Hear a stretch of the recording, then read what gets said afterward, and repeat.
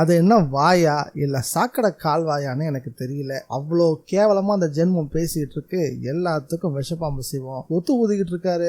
பொண்டாட்டி உயிரோடு இருக்கும் போதே இன்னொரு பொண்டாட்டி கட்டி வைக்க நினைக்கிற இந்த ஜென்மம் இதை எந்த லிஸ்ட்ல சேர்க்கறதுன்னு எனக்கு தெரியல.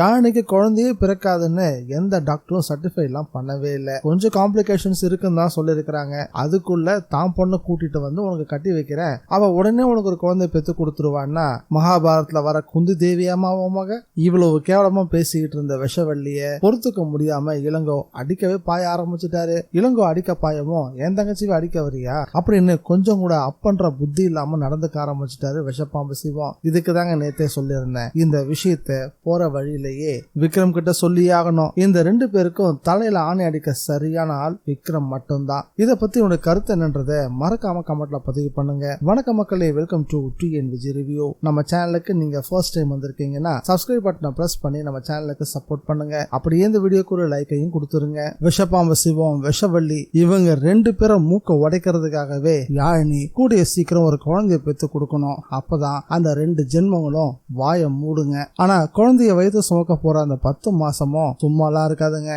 யாழினிக்கு எந்தெந்த வகையில குடைச்சல கொடுக்கணுமோ, குழந்தைய எப்படி எல்லாம் அழிக்கணுமோன்னு பல திட்டங்களை போட ஆரம்பிக்கும். இது எல்லாத்தையும் முறியடிக்க யாழினியும் இளங்கோவும் தயாரா இருக்கணும். எந்த ஒரு விஷயம் நடந்தாலும் உடனே மூலையில உட்காந்து அழுவாங்களே, திக்கி திக்கி பேசுவாங்களே, அப்படிலாம் இல்லாம ரொம்பவும் போல்டா சில விஷயங்கள் பண்ண வேண்டியதா இருக்கும். அதெல்லாம் பண்ண யாழினி தயாரா இருக்கணும். அப்படி தயாரா இருக்கணும்னா இனியா கூட இருக்கணும். அப்பதான் இவங்க எல்லாத்தையும் சமாளிக்க முடியும். டாக்டர் யாழினிய செக் பண்ணிட்டு பிரெக்னன்சி டெஸ்ட் எடுக்க சொல்லிட்டாங்க. ரிப்போர்ட்டும் வந்துச்சு. அதுல பாசிட்டிவ் தெரிய வந்துச்சு. ஆனா டாக்டர் உடனே சில காம்ப்ளிகேஷன்ஸ் இருக்கு அப்படின்னு ரொம்ப ஜாக்கிரதையா இருக்க சொல்லி யாழினிய எச்சரிக்கை பண்ண ஆரம்பிச்சாங்க. இந்த காம்ப்ளிகேஷன்ஸ் எல்லாம் இருக்குன்னு நமக்கு தான் ஏற்கனவே தெரியுமே. இதுல புதுசா என்ன இருக்கு? முழுக்க முழுக்க யாழினி ரொம்பவும் கவனமா இருக்கணும். யாரு என்ன சொன்னாலும் அதை மைண்டுக்கு கொண்டு போக கூடாது. கடினமான வேலைகள் எல்லாத்தையும் செய்யாம அவங்கள பத்திரமா பாத்துக்கணும். அதுக்கு கௌரி அம்மா பாத யாத்திரைய வேகமா முடிச்சுட்டு சீக்கிரம் வந்து சேர்ந்தே ஆகணும். அதிகமான வெயிட்ட தூக்க கூடாது, ரொம்ப நேரம் நிக்க கூடாது,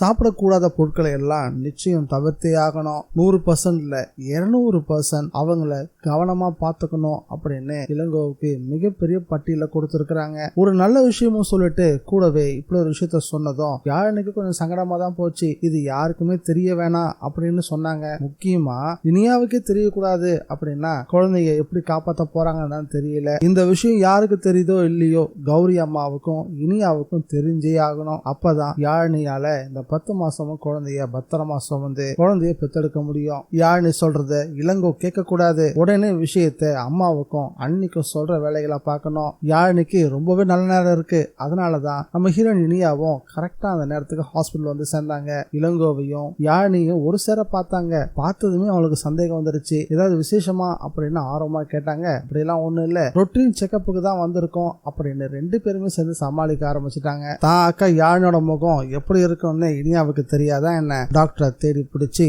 அவங்க கிட்ட விஷயத்தையும் வாங்கிட்டாங்க இனியா. இந்த வீடியோ பிடிச்சிருந்தா லைக் பண்ணுங்க, ஷேர் பண்ணுங்க. TNVG ரிவ்யூவை மறக்காம சப்ஸ்கிரைப் பண்ணி வச்சுக்கோங்க. மீண்டும் அடுத்த வீடியோல சந்திக்கலாம். By guys.